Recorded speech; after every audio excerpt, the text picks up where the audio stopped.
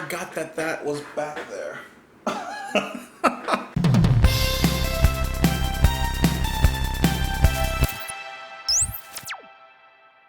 What's up, guys? Welcome back to the channel. My name is Justin, and today we're listening to Colosseum with their song, The Kettle, off of their album Valentine's Suite, which was released in 1969. Several of you guys have been mentioning this band for quite a while, specifically with the actual song on the album, The Valentine's Suite, but that's a little bit of a longer song, so I just figured, you know what, let me warm myself up to them with their song The Kettle first, and we'll see where we go from there. And attractant for me was seeing that Dave Greenslade is playing the organ and playing the keys on here, so, you know, I'm definitely interested. Speaking of kettles, you know, I was a big coffee person. I still consider myself a coffee person, but I actually haven't had coffee in I want to say maybe 2 weeks now? 3 weeks? I haven't had coffee in 3 weeks straight, when I was previously drinking it at least once a day. Coffee was kind of making me a little bit sick. I switched to tea, which I had always had before, and now life is just a little bit better. No reason you should know that, but hey, sometimes I'm just here to talk. Anyways, you can join me on Twitter, you can join me in the comments down below. I hope that you're having a wonderful evening, a fantastic morning, and a beautiful afternoon. And let's do it! This is Colosseum with The Kettle.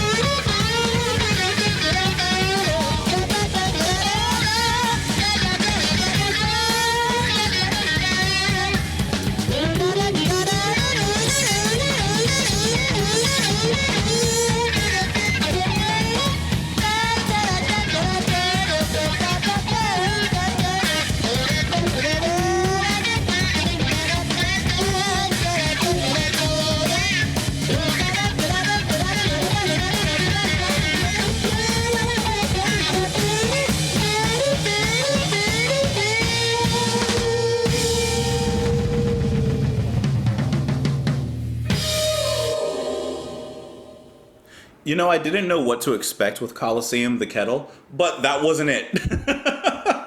To be honest, I expected something like really soft, perhaps even really like keyboard driven, and maybe that's just because I was looking forward to like Green Slade. Which, by the way, I'm gonna have to give it another listen, but I didn't really hear any keyboard, organ, or piano in there. I'll have to give it another listen. Maybe it's me. I did not expect such a hard blues, psychedelic sound. The guitar was just restless. As a matter of fact, the whole song was pretty restless, if I had to say so myself, with the energy. The energy contained in this song was unbearable. I mean unbearable, like, you know, the song couldn't contain the energy, not like unbearable, like it was a bad song. I thought the vocals at the end of the song were really cool. The way he was mimicking the guitar, pretty much harmonizing with the guitar, just like I said, vocally. Instead of typically how another instrument would do so. I thought that was cool. It almost sounded like he was scatting a little bit. The drumming is really high energy as well. Talk about coming off of the coffee. The drumming is fast, the drumming is furious, the drumming is fun, but is it curious? I don't mean to be dismissive, but this song kind of sounds like, to me, the stereotypical 60s hard rock, psychedelic blues, whatever you're going to call it, that kind of style. And I just mean that in this song, there wasn't anything that necessarily stood out for the band, or this song didn't necessarily stand out from the pack. And if I'm being honest, I didn't really care for it that much. How I said that the song feels restless in its energy, which can be a good thing.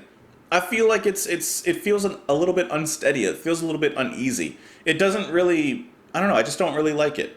Now, taking the history and the time period into account, I think it sounds cool, because this is like closer to that beginning of rock music, especially the transition from blues music into psychedelic, eventually into harder rock, and so on and so forth. But if I don't really care for that sound in general, you know, then that doesn't matter too much.